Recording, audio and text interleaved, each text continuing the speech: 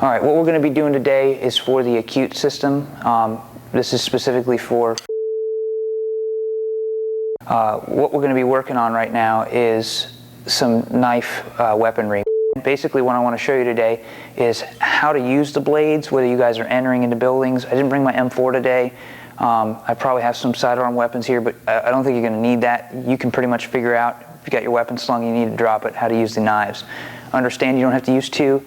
I'm showing you this so you can understand how this transitions to the empty hand, and really what you're going to have is a very effective means of using any weapon as a weapon when you get done doing this today.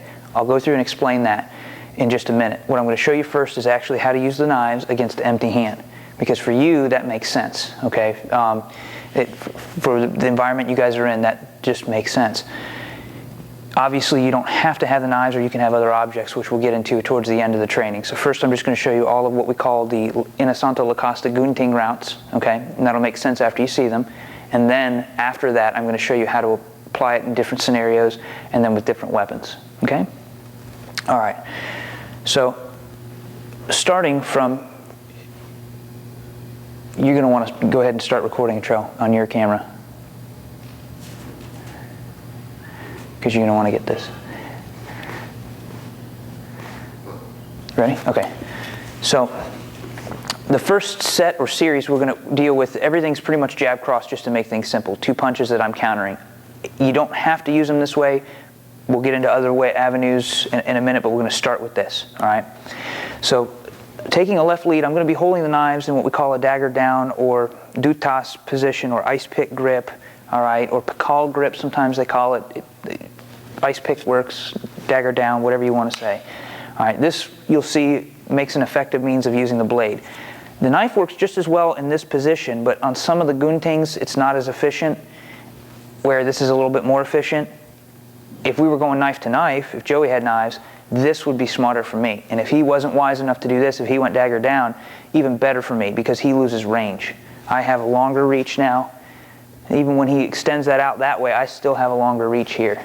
So if we were fighting knife to knife, this is a better way to go. If he's empty hand, it doesn't really matter. People go, oh, if you ever encounter a guy with a blade like this, watch out because he knows what he's doing. That's a complete fallacy. A knife is just as dangerous this way as it is this way. All right. So Joey's going to jab.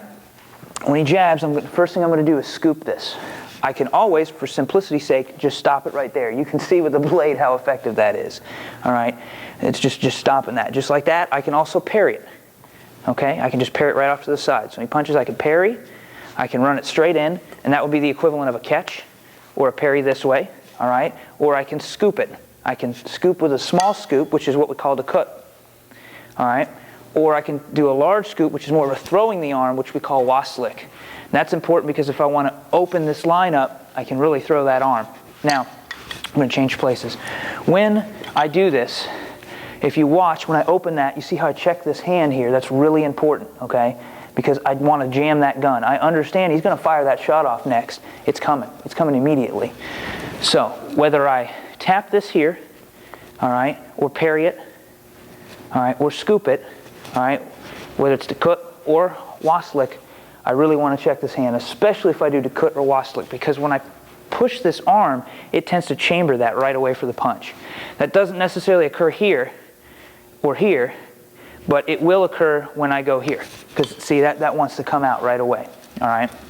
The other thing, if you understand the principles of boxing, is he may want to hook back. If I scoop this, he may want to hook right back.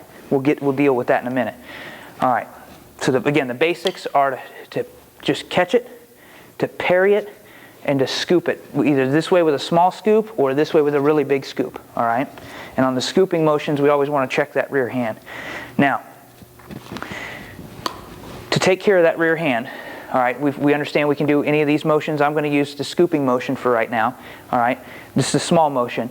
When he punches, I'm going to receive with this hand, and I'm going to parry it offline. So even if I screw this up from here on out, that's not hitting me in the face, all right? That's important. I don't want to get hit. And the other thing I do is don't just stand here and try and move this. What I'm going to do is also move my head and my body.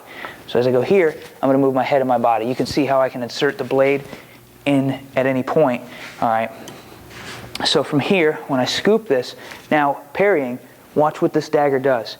It can cut diagonal up, it can cut horizontal, and it can cut diagonal down. It is extremely efficient. If you remember, I broke his hand doing this training in the empty hand method. Here, bam, it's right here with the empty hand. See how the elbow smashes? So I can go diagonal down, I can go diagonal up, or I can go horizontal across. And at any point I can intercept that. You see I'm catching him a little early, that's great. See I'm catching him a little early, fine, fine. He doesn't even, I may not even give him a chance to throw that punch. So he goes here, I jam it right there and smash it. See the positioning? I come right in and jam him, crash, knock him over. That's what I want. I don't want to give him an opportunity to do anything else, so violence of action occurs at that moment. So with the knives, scooping, catching, see jamming the gun, again, diagonal down, horizontal across, diagonal up. Look at the positioning here, all right? See, notice I can either push him, or there's that same Likos. Notice knee in the belly here, real important because I'm still up. I don't want to get down on the ground and grapple with him because I can't see multiple opponents in the battlefield, but this eliminates. All right, if I do manage to get this, this eliminates very well. This eliminates, all right? It's just very effective for taking out your opponent because you have the brachial plexus right here. That's one of the largest arteries, second to the aorta, and it's closest to the surface compared to some of the other ones that you can have to fish for to really get. So it's a very effective means for neutralizing the enemy. All right, so again, I can catch, if you want to take the same theme with this technique, I can catch the first punch and then jam this and cut. Now you're cutting the hands both times, okay? One thing to keep in mind if you're going to do this without a blade is that either I have to jam this to elbow it, or if that gets a full extension, I'm going to be crowded in here. So I have to watch my range. I'm either going to have to lean back to get that elbow in, or I'm going to have to stop him ahead of time to get that elbow in. All right, it's real important to understand your range. See, there's that same takedown again. You can armbar. I would recommend if you're going to do that, breaking it here as opposed to going down into Jujigatame. All right, I'd recommend breaking it right here if you need to, or same thing, up, up, up, up, up. You know, and if you need to cuff them, flex cuff them, whatever, take them out of the building, whatever you got to do. I understand you guys, you know, depending on the... All right. So, one more time here, and then jamming and cutting. All right, or diagonal down. Next series we're going to work on is the backhand gunting. We're going to switch places again so they can see this from a better angle. So the first thing I'm going to do is same thing, either parry, catch, scoop, whatever with the first hand. All right, the second hand is what I'm interested in getting. Why? Because if I start doing some real fancy, over complicated techniques here, I'm going to get punched in the face with this hand. All right, it's as simple as can be. People don't throw one punch in a battlefield situation. They're going to be throwing multiple strikes. We're going to deal with more than two, or this is two, it's just the way we start. All right, so when that jab comes, same thing. I'm just scoop it. When the other hand comes, I parry across and come right up under either this way or this way. If I go that way, this inserts right away. Again, it could go right into the brachial artery. So from here, I scoop, parry, backhand. This may be a little bit difficult. You go, what if I miss? That's fine. Scoop right around, see, right in the face, here. You can go into the hip. This is nice because you're going to put them right down if you put that in the crease of the hip. Even with the metal training weapon, you'll find that to be very uncomfortable. You can use the hand, but this works really, really good. It's very uncomfortable. The crease of the hip, right in there, all right? So again, scooping, all right? I can also, when I parry, cut upward, which then gives me the ability to do this. See, moving on the line, see how I cut his balance off here? If I just do what we call walking the line, walk straight forward, there's the knee to the face, and I can keep going. All right, so back up this way a little bit. We're going to do that same thing again one more time. So from here, see, I can scoop it, parry, notice cutting up, all right, grabbing. Now look, I'm going to check this hand. Why? Because I know it's coming, all right? Can he get around that? Yeah. I mean, I'm not necessarily trying to pin it here and have a wrestling match. I just want to come in and cut that for a brief moment. So when I do this and walk the line here, I'm ready to go. Notice at that point I can keep going forward or I'm still up. If he pulls me down, that's when I have to grapple, but not until then. Don't willingly go to the ground with anybody ever. All right, it's just not a good idea because if he has a blade or he gets one of my blades, now he's in proximity to repeatedly do what we call the sewing machine or stab me a lot, and that's not good for a battlefield situation. Even when you're moving in working with whatever size team you're working with, even a two-man team, 3-man, 4-man team, even if you got a whole... The problem is, in a few seconds, he can stab me several times. Doesn't matter how many people are there. They shoot him, that's great, I'm still bleeding. All right, and you understand, you went through the same course as I did with dealing with cone of penetration and whatnot from a stab wound. So you understand that the lethality of the weapon. All right, so that's the backhand gunting. One more time real quick with that. So we go here, and it's just right here, either up or in. All right, you could stay on the inside, or see I do that, I just roll my arm. So as I go here, when I parry this and either thrust or cut up, I just maintain contact with his arm. At this point I can grab it. I don't have to grab his arm. If you're worried about it coming back at you, that's why I always have both hands up. Watch. See, when I go here, see how this hand's still up in my face? If he tries to hit me with that, I've still got the blade here, and this is still coming in. I can still check this here. All right, there's your kinjit motion. Same thing. Pull this up right here. All right, about 1.5 minutes, he's dead if you don't treat it with a pressure dressing. All right. Next is going to be inside gunting to inside gunting. All right, we're going to switch positions again because you've already seen the second one. So now the idea is just the same thing, but we're doing it on both hands. So when he throws the jab now, I'm going 1, all right, and then I'm going 2. You understand, these training knives are fairly large for training knives. I just grabbed whatever I had in my bag today. I don't have my smaller ones, but this is about the size of a bayonet or whatever you guys are going to use. Bayonet will work for this method, even though we don't sharpen them. So when you're here, even with these larger ones, I can still operate. See, leaving my hand up, and you can still operate. Watch this from the empty hand method. I go here, I go right there. It's very easy to do. A little bit faster. See, and there I am, right on the inside again. There I am. I can step in if I want. He's off balance. There's that same what you call a circle throw. If I had the blade, that would be there. I got to watch both hands because even when he's on the ground, now I've got to deal with that. Okay. All right. So that's the backhand gunting. Okay. It's just now we're doing it on both hands. Then the next one, all right, is going to be, all right, gunting outside thrust. We're going to deal with multiple. You need to get that? Yep. Go ahead. We'll just cut it. All right, so we're going to do another series here now. Basically, we're going to show you the outside vertical gunting. This works really well against a barrage of punches with the blades or without them, all right? So when the jab comes again, I'm just going to scoop it for simplicity's sake. When this second hand comes, I'm parrying across, all right? What I'm going to do with this hand is from the outside, I'm going to lift as if I'm doing a high cover. If you remember boxing training, this is the high cover you want to prevent from getting hooked in the head. All right, so from here, scoop, parry, and lift. As you lift, obviously that's cutting here. Okay, so again, scoop, parry, cut. All right, scoop, parry, cut. Also, look at my feet. Notice that when I do this, I'm stepping off at an angle. We use female triangles. All right, so I'm going to use the knives to delineate those angles while you watch my hands.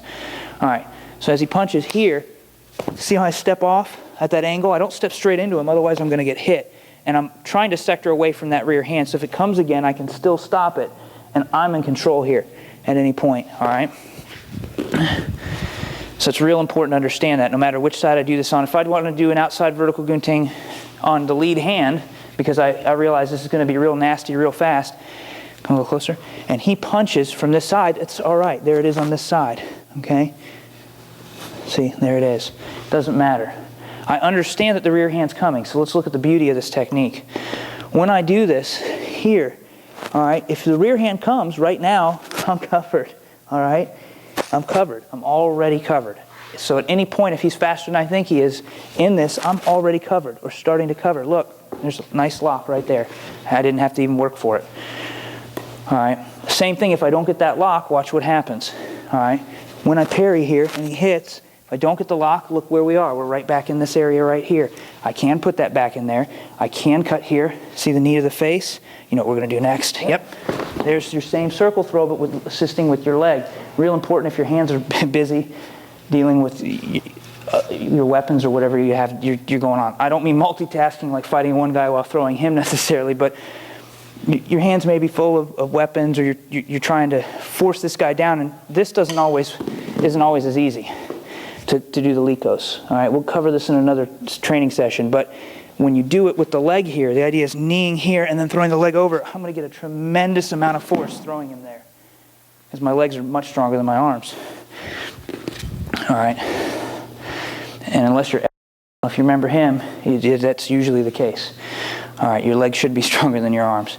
So when that punch comes, all right, it's right there. Now, the follow-up to this is going to be this hand coming up and also covering. As it covers, see how it naturally cuts the arm. I'm facing the rear hand. It doesn't matter. I've got two basic sectors I can receive that. I can receive it on the inside when it comes, or I can receive it on the outside when it comes. Hold on one second. We're going to rotate our body. Step right about there. That way the camera angle will see this. So that rear hand comes. If it comes inside, see, I could there again, that same high cover motion, stepping in and off balancing. All right. If when I do this, it's straighter, then I just have another outside vertical gunting. And look, see the motion? See how I'm always trying to get offline, be able to watch my environment. All right. I don't want to block the fatal funnel. All right, we understand that. I don't want to be jammed in that doorway.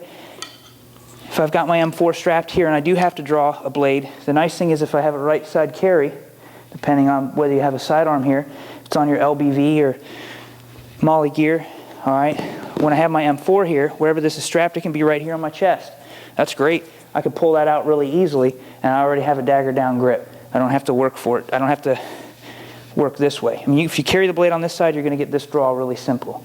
If you carry it on this side, you don't want to draw this way. You want to draw this way because it's very fast, okay? So you can imagine, I come into a room, and he grabs the barrel of my M4, all right, down, and I need to go, see, look how easy that is. If I decide I need that, you know, repeat it, yeah, I mean, it's that simple, okay? So that's how the techniques kind of transition. All right. So that's the outside vertical gunting. I'm going to do it a couple times with the empty hand so you can see a little bit of the difference. So we're just going to do it off the lead hand because it's the same whether it's from the jab or the cross. Typically, you wouldn't try and go off the jab, but with this technique, it can be done, and you can be very successful with it because of the kind of fail-safe high cover that's already built in. All right, so when I do it here, parrying, my fist is coming up. Here, see, smashing this as I come up, all right, and covering. Then the elbow is hitting. I'm not trying to hyperextend his arm here. If I get it, that's great. I'm just simply trying to take my elbow and drive it as hard into his tricep as I can because I want him to think about the pain here, not about what's going to come next. I want to distract him. Obviously, with the blade, that's lethal in the sense that if I can sever the tricep there, he can no longer extend the arm and it's rendered useless. He's not going to punch me with it anymore, all right, if your blade is that sharp. And they do make them that sharp, all right? So when that punch comes, hitting here first, as it does, it just covers right up. There's the second motion. I can, again, watch the rear hand. If it comes and I can get on the inside, I just simply bicep stop, thrust. I mean, you can even take it real simple. All right, your schoolboy trip. Osotogari. Is that right? Osotogari. He's the expert at the Japanese terms for the throws. All right. There are multiple techniques you can do from here, multiple follow-ups. For instance, from that same outside, my hands are up. He throws the jab. When I go here, I can just simply hook that, grab it, take him down, break the arm right there. There's the thrust. Let's do that one more time so you can understand. Maybe I have my M4. I can't get to this in time. This comes down, he punches. See, I can hook this, drop him. Now look, right there. Real simple, right cross. There's the second one. There's your femoral, breaking it, whatever you need to do, all right? So the outside vertical gunting, very effective. To practice this, one of the drills you can do is real simple. What I'd like to do is what we call salit footwork. So I'm triangle stepping. Don't do this. Everybody wants to do this. Here's the problem with that. If I do this, my body hasn't gone anywhere. Look at my reference, and I'm still right in front of Joey. I'm still right in front of him. Let's take it from this angle so you can see it like this. All right, back up just a little bit so you can see the feet. There we go. So if I go here, I'm still right in front of him. I go here, I haven't moved. But now watch, if I bring the feet back and then step out, I'm offline. Same thing, watch my shoulders. Step out, I'm offline. See, I step out, I'm offline, and I step out, I'm offline. So to do this drill, we're just going to feed me one punch at a time. Feeds me the jab, I parry, outside vertical gunting. I step back, hands up, parry, outside vertical gunting, hands up, parry, outside vertical gunting. Notice when I do this, the high cover, see I grab the back of my head? Real important. Real important. Don't get lazy. All right. There are other outside vertical guntings we do. We have half, quarter, and full. This is the full. All right, so you can see, here's the half. Half goes just to right here. That usually gives me the techniques where I hook the arm and drop them. All right. Quarter usually hits and retracts back down here. That might be when I come here, I want to uppercut right here. All right, very common also follow-up in this situation is from here is to go right through there. See the punch right to the face. It's very easy to do. All right. So you can see it with the blades now. When I go here, see, there's the blade. Boom. Watch this. I'm not going to hit you in the face. Tucking that. Now I've got a different version of that same circle throw again. Okay, so there's also with the Liko, so that round throw, Labai, they also call it, Puter Kepala, depending on which Indonesian art form you learn this. You have same one we talked about earlier here, turning like this. Thank you. We also have it when we do it. All right, I can go this way with it. Actually, let me do, yeah, this is half. All right, right here, and it's just right here. All right, let me do that again. So to get there, you would want to, you could just cover an uppercut. As soon as you do, grab the head and the arm. It's the same type of motion. I'm twisting him and turning my body out of the way. There he is. All right, and the last one is quarter, where I split entry right here. All right, and I make him, I push on his arm here and make him kiss this elbow. And there he is, same technique. There's the thrust again to the armpit. All right. The Japanese had it right with the Juji Gatame. All right, they have a lot of these techniques. I'm showing you the Filipino method, but that's why you expose the armpit a lot of times on the arm bars, really, is to get that thrust. You don't teach that very often, all right, because of the lethality. So those are the throws. So now looking at that with the weapons, you can see some of your follow-ups. I just wanted to show that to you. All right. If I can vertical gunting on the outside, I can vertical gunting on the inside. I'm going to do have you do jab cross just so we don't have to keep changing positions. That way they can see the inside vertical gunting, okay? So when he throws, watch. Parry, up, remember? See, instead of going this way, there it is. I can high cover again if I'm worried about that arm coming for a second punch.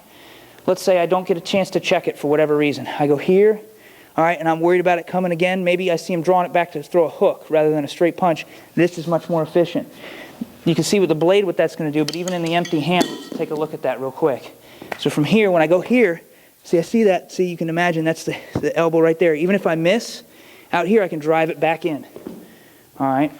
Again, you can imagine, just take your imagination, let it run loose for a second. Sorry about that. I caught him in the collarbone. There's your choke, standing guillotine. Look at this. See, once you have this here, he's going to go this way. This is nasty, because this is going to crank his neck bad. You just sit out like this, and I'm going to release his head. Let's pretend like his head's in there. You sit back like that, done. I mean, he's going to be screaming, all right? All right. So those are your vertical guntings. Again, you have full is here, half travels over. See how I can wipe the eyes with that? I can also hook the arm, all right? And quarter doesn't even pass. It's just right there. That's great if he's throwing jabs. We're in more of a boxing environment, and I want to try and catch one. There we go. See that? Boom. See? There we go. All right. Finally got to beat something up. All right. That's right. So, yeah. So from there, you can see how effective that would be with something really fast. Then he maybe throws jab cross. So I go here and then go, oh, okay, I got it on that side. There's the elbow. See how that leads right into the grabbing of the head, the kneeing, sorry. And there's your circle throw, the thrust. If I have the blade, it's right there. If you really want to go into your grappling, it's right there. All right? So there's your blade, all right? With the vertical gunting, outside and inside.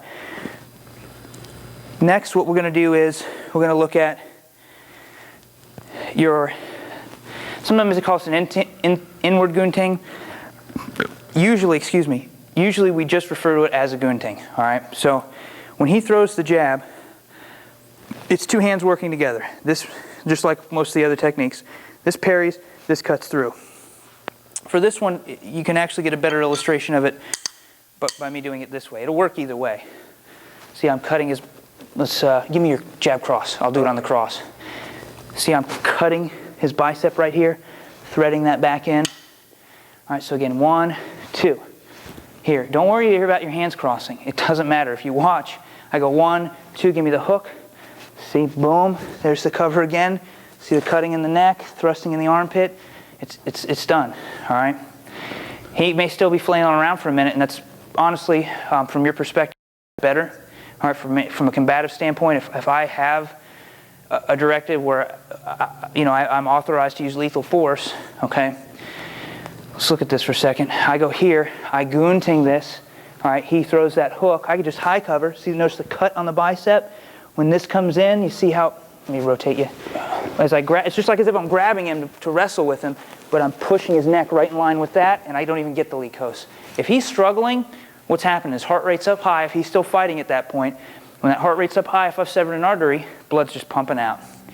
And he's going to pass out. And eventually, if he's not treated, he's going to die. All right? There are a group of gentlemen out in Las Vegas that have full contact real knife fights. We accidentally got somebody on camera talking about the details of it one day, so I'll try and be real vague. They have EMTs and paramedics on site ready to take the wounded. Guys die on the way. It's the stupidest thing. The prize is $10,000. You could pay me $1 million, I wouldn't do it. People die all the time in those knife fights. The blade is extremely lethal, and when you sever an artery like that, even for an EMT to get in there and stop that, or an 18 Delta, Ben, it's difficult. I know your guys on your team will tell you that. It's just really difficult to repair those injuries. So this is extremely lethal in that sense. So what we do when we're empty hand with that, I'm going to do jab cross again, and we'll slow down on the cross. So from here, this is raking across the bicep. You see how it comes back out and hits. All right, we always want to do that. This isn't empty hand. It may just make him angry. Honestly, it may just piss him off. But that's what I want. I want to get him off his game so I can get that shot in. Because as soon as that hits, this follows. What's next? Always the knee, and then that takedown. Because now I control the situation. What I'm not going to do from here is jump down on top of him. I might knee in the ribs, knee in the head, knee in the ribs, knee in the head. Hold the arm up, bam, kick it and break it. All right? If I have the authorization to use that kind of force. Okay? Obviously, in a street fight, that might be a little bit harsh, but it also depends on how many attackers are involved in the situation. That's going to dictate it. What are you authorized or allowed to do, and how many attackers do you have? But you notice in this environment now I'm able to stay standing. Now if he pulls me down, yes, I have to use my grappling, and grappling's good to know. But the objective there would be to get back to my feet as quickly as possible. All right? So with the guntings, again, from here, see, cut, cut. See, I can do it on both hands. Same thing here. I can go cut, cut, thread it. I can cut this, thread that in, and then come back and pick that up. You can get pretty silly with this, all right? But that's the idea. You want to try and combine these techniques at this point. See, there's the horizontal back fist. So I can goon-ting this, I can horizontal back fist, or I can goon-ting this, vertical, thrusting, controlling the head, elbow. See how I'm in violence of action, I'm closing, all right? So when I do this, you're saying, well, I'm not going to use two blades, I can't draw two out. I understand that. It's just one. Same thing now.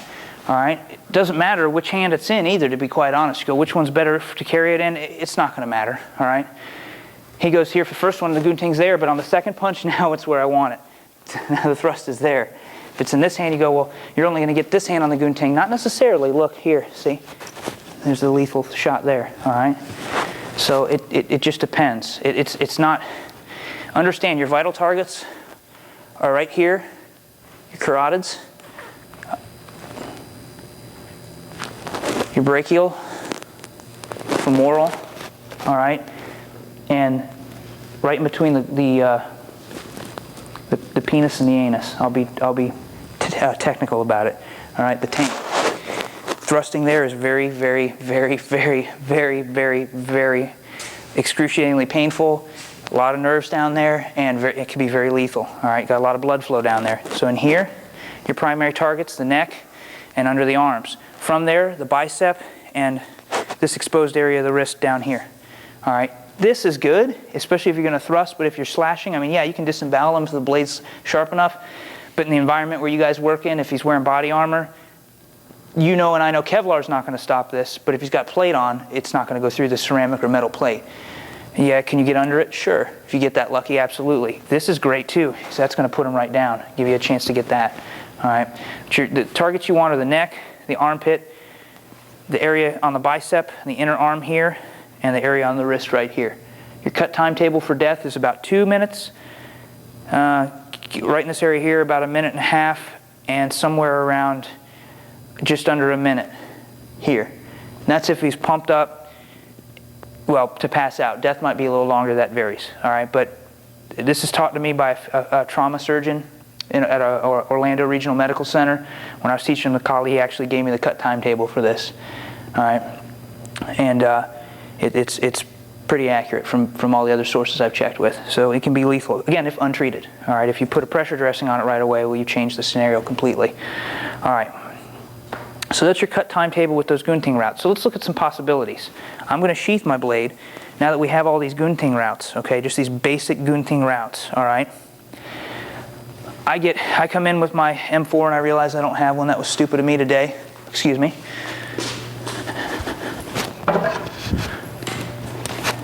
Now I've got my M4. I'm coming into a room. Joey's on the side of the doorway where I can't see him. As I come through and I'm clearing the room, boom, he's here. Look, it's just that simple. All right? If I want, there's the knee. If you want to get fancy, there it is. And look, it's right there. All right? You may not use these exactly the way I showed them to you. That's fine. But the drills will get you comfortable with using the weapons. All right? It'll get you comfortable. Some of the drills you can do that are real simple. You go knife to knife. Why are you going knife to knife? Because this way, if we're empty hand, we don't have to trade back and forth, okay? He cuts Guntings, then he feeds me, I Gunting. He Guntings, I Gunting. This, I wouldn't feel if I had done only 1,000 repetitions of this a day, to be honest. Does it mean it won't work? Hell no, it'll work. But the more repetitions, the better, all right, to make you guys efficient. I know you guys have a lot of training to do, but I also know you pour a lot more time into your combatives than we did it. All right? Anybody, no matter who's watching this, you gotta spend the necessary time. All right, if you're military, law enforcement, I know how much time you spend downrange firing a weapon at a target. I know how much time you spend firing at other types of targets, whether they're moving, E-type silhouettes, pop-ups. We spend countless amounts of hour and ammunition. There's no reason why you shouldn't be doing that with all your other weapons. There is no excuse. Bottom line, if you want to be a complete warrior, you have to learn how to use all your tools. Does that mean you need to be as proficient with hand grenades? Not necessarily. Obviously, that's a gross, weapon. I mean, in the sense that you pull the pin, you throw it, it pretty much does its job. You won't want to be standing up when it goes off if you're close, all right? The point that I'm making, though, is you can be extremely effective with these, but like everything, you need to train it. You have to spend the time training it. Otherwise, one weekend every 6 months isn't going to be enough. All right, it's just not. You guys are going to freeze up. Okay, so you got to spend some time with this. So back to you can do the Gunting. We can do any of these Guntings. So do you have your blade still? Yeah. Can I take it, grab your blade? So we can go with this now. Let's say we're going right to right. I can punch with my left, and he can do outside vertical Gunting with one knife. All right. So as I punch, he can go outside vertical. You're gonna want to go dagger down. Yeah, I realize that too. Yeah. There you go. See, beautiful. All right, then he punches. So I go here, parry. See, I'm hitting. That's fine. Cutting. All right, you can even scoop. There's the cut across the throat. That's one way you can do it with just one blade. All right, so as we go here, good, cuts. See, I scoops. That's it. Now that blade comes right back across the throat. All right, and you just practice that back and forth. So then he would punch. Here, cut, scoop. There it is, right across the throat. I'm doing this because it's a sandwiching effect. Because if I don't have the blade, here's what happens. I parry this. I hit this. I scoop this out of the way, and when I put this hand here, it now helps drive his face into the elbow. It's a sandwiching effect, all right? You do have to be a little bit careful when you train it with a blade for obvious reasons, and always use a training blade. I think you guys know that, in the sense that when I'm here, you don't want to do this and cut your own arm, all right? And don't hit the guy in the face with the eyes, all right? You want to always aim at the neck when you're training, and try to use some type of safe training dagger if you need to, wear eye protection, make them wear their goggles, all right? So then I punch, same thing, boom, all right? This slow repetition right now will give you the ability to later perform these tasks in dry runs, whether you're doing live fire exercises or whatever, all right, in a house, shoot house, or whatever you guys use, all right? So make sure you do these dry runs walkthroughs first, all right? Crawl, walk, run, same thing here. So this is kind of our walking stage now, All right, later we can add these drills into another type of scenario where we are punching, straight punch drill. So we can do it right from here. See, he feeds, you don't want that one. See, this is a different drill. I'm not really trying to show you the drill right now as much as I'm trying to give you an understanding of it. Look, there's the cut. See, there's the cut. We're already doing, every time we do this, let's switch hands, the left side. Every time we do this, we're already doing the outside vertical gunting. All right, see that? We're already doing it. All right, so now, when I parry that, see how I'm cutting there? Feeding that back, he's cutting it, good. I could gunting across there, see? This is actually a great drill when you're doing an empty hand too, all right? Because when you come through, I'll let you disarm it, just for the fun of it. All right, so when we're doing this here, this works really good because I can gunting right across there. See, I can smash that. All right, I can inside. And the nice thing about this is you can add all these elements that we just did with this one drill. Let's switch sides. So we go to the right side, same thing, so you can see it from this side. All right, so it's parry, hit, parry, punch. It's 1, 2, 3, and punch. If you listen, 1, 2, 3, do just the 3 count. Okay. 1, 2, 3, 1, 2, 3, 1, 2, 3, a little faster. 1, 2, 3, 1, 2, 3, 1, 2, 3, 1, 2, 3, 1, 2, 3. You get a nice little rhythm going.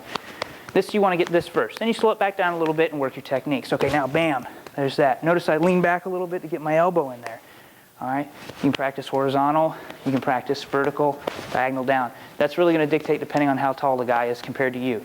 Because if Joey's a little bit shorter than me, sometimes it's harder for me to come over, but it's easier for me to come under or horizontal. Whereas when I train with Master Trail or Sensei Trail or just All Trail, it's sometimes easier to come over the top versus coming under or vice versa. That's going to depend on the size of your training partner or the opponent. All right, same thing now. Smashing the bicep. See? That's that gunting. Good. Outside just like that. Remember half? There we go. And quarter. So you can just feed that. All right, so there's that gunting. We can go inside. We can go inside to inside. To understand this, we're just going to rotate our bodies while we're doing it. See? Now we're just going inside to inside. These are real important. All right, good.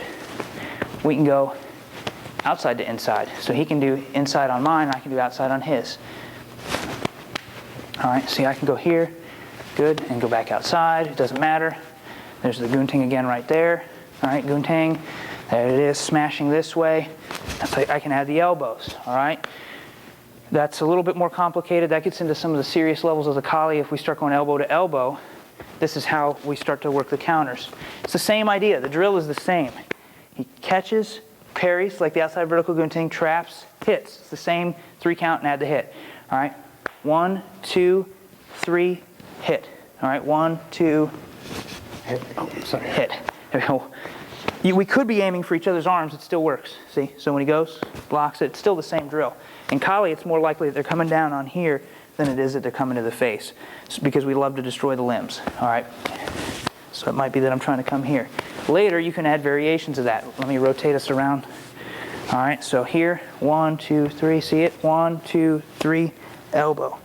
All right, this is real important because you can start to add, you can start to shorten this and add other hits. Let me explain. I could just pick it up here. If I get lucky enough, add a hit here, and now add the elbow back. So he just picks it up, adds the hit, and adds the hit. So watch. Instead of parrying here, I took this out and just pick it up from here.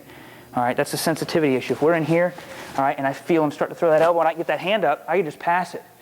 Here's the shot, free shot right here. As I throw it back, he does the same thing. Picks it up, free shot, and throws it back. So I pick it up, free shot, throw it back. Good. See how we're just picking that up? That's a level of stickiness you usually get from Wing Chun and the Hubud. In Wing Chun, you'll get it from the Chi Sao, and in this Hubud, you'll get it, or in Kali, you'll get it from this Hubud. All right? So there. See how you're just pairing that up? That gives us that free shot. So now let's go back and look at this. Now when we're doing it, that makes sense. If I go here and try to go here, see how he can stop that already? Now we're mixing the drill. If I back up, we're right back in that punching range, adding the guntings and everything else. Why would I want to do this? Because, good, this is going to help us with the knife, all right? In this case, if you have smaller trainers, which I'd recommend unless you're carrying a knife the size that I'm using, you can still do all these techniques with this. So I can do it this way. I can thrust, and he guntings. There we go, good. I can outside vertical. See, it doesn't matter. I can still elbow, all right? I can always change my grip so that I can get that. Outside vertical, good. Look, see the elbow? That's the cutting of the blade there. He parries it up because he doesn't want to get cut. All right, that's the idea. So it can be done this way. Just be careful. It's a little bit safer instead of doing it like this. It's a little bit safer to be doing it without the blade if you use a metal training dagger so nobody loses an eye or a tooth. You don't go home and your wife wonders why you're one tooth short. All right. So that's kind of the idea. So you have the vertical gunting routes, okay, the basics. You have some follow-ups. You have some drills. Hopefully this helps you. Next time I send you some video, I'll have the M4. We'll be back in full battle rattle, and we'll look at how to apply a lot of this in a more tactical environment. But if you start practicing this now, you can come up with all kinds of things. If I just give them to you, you're only going to do what I show you. So it'd be better if you experiment. If I miss the mark, something else you want to see, let me know. Thank you.